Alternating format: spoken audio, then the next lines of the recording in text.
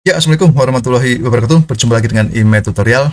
Oke, pada kesempatan ini saya akan membahas tentang cara menyelesaikan pertidaksamaan polinomial. Nah, gimana caranya? Nanti kita bahas satu soal dengan untuk polinomial pangkat yang tertinggi, 7 gitu ya.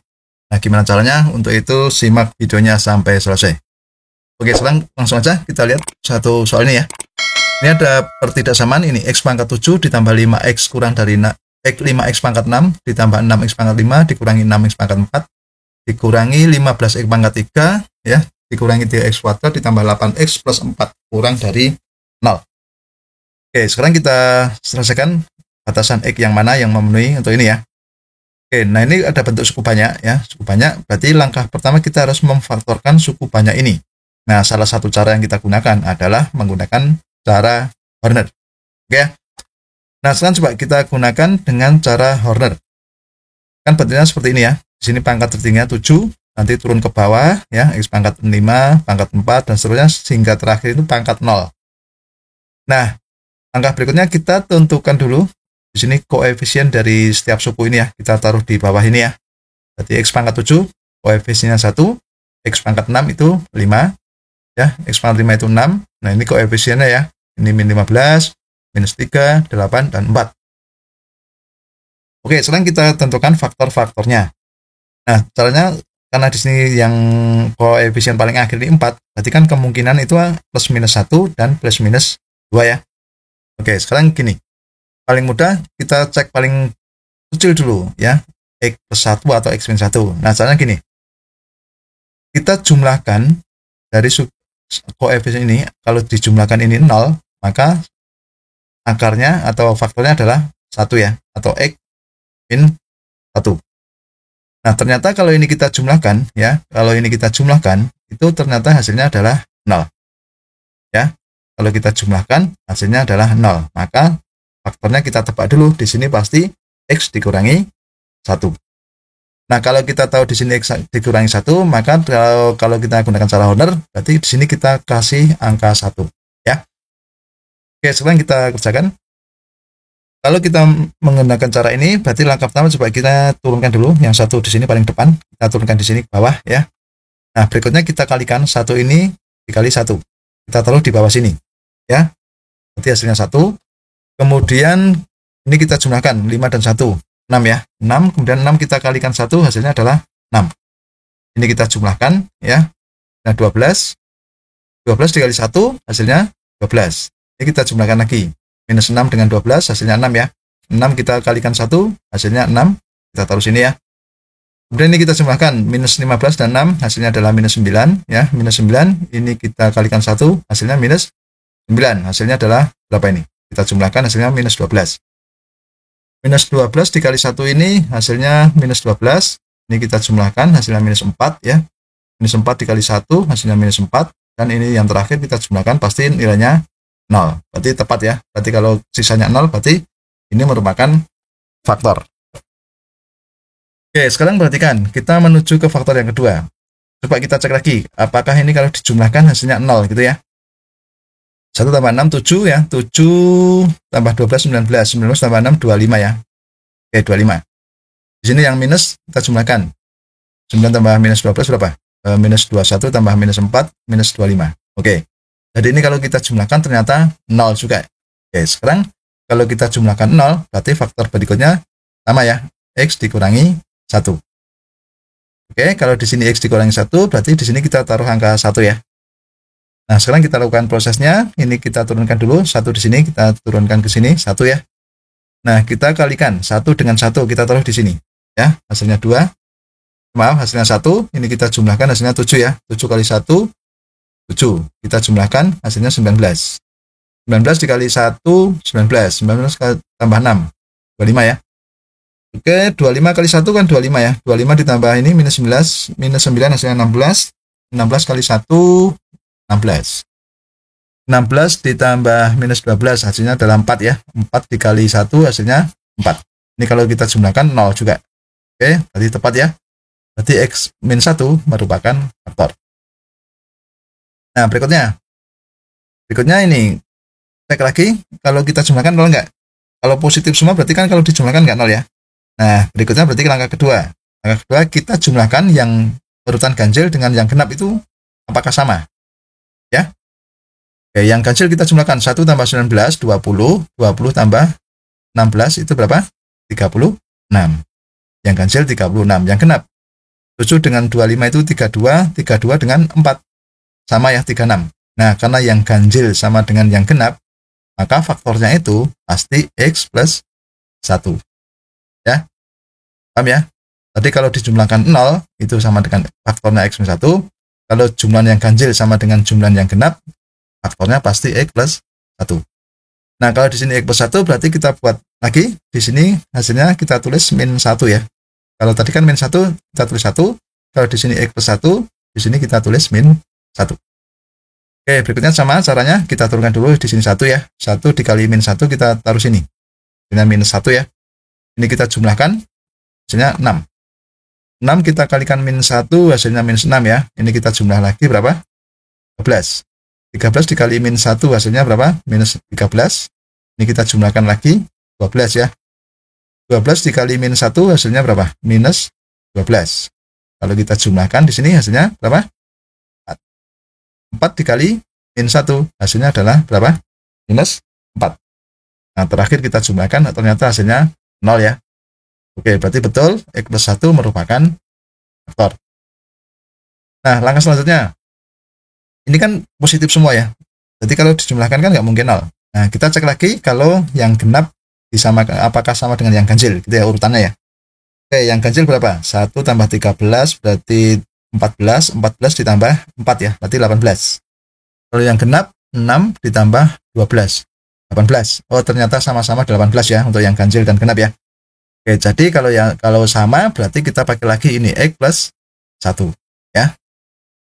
Oke, sekarang kita lanjutkan prosesnya. Kalau di sini X plus 1 kita tulis di sini berapa? Min 1 ya, minus 1. Oke, sekarang caranya sama. Di sini kita turunkan dulu. 1-nya ke bawah. Oke ya. Ini 1 dikali min 1 hasilnya minus 1. Ini kita jumlahkan itu berapa?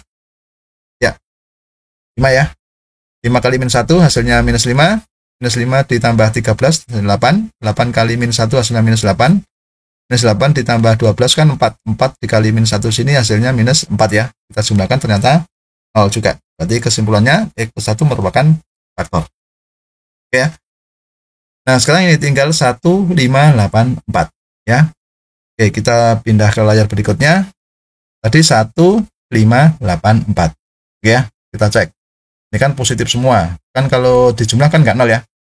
Kita cek lagi yang ganjil apakah sama dengan yang genap gitu kan. Oke, yang ganjil kita cek 1 ditambah 8.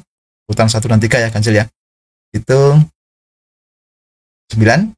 Kemudian urutan kedua ini 25 tambah 4, 9. Oh, ternyata sama-sama 9. Berarti kesimpulannya X plus 1 merupakan faktor. Coba kita cek, di sini kita taruh min 1 ya. Soalnya sama, ini min 1, ini 1 kita turunkan, 1 kali min 1 hasilnya minus 1.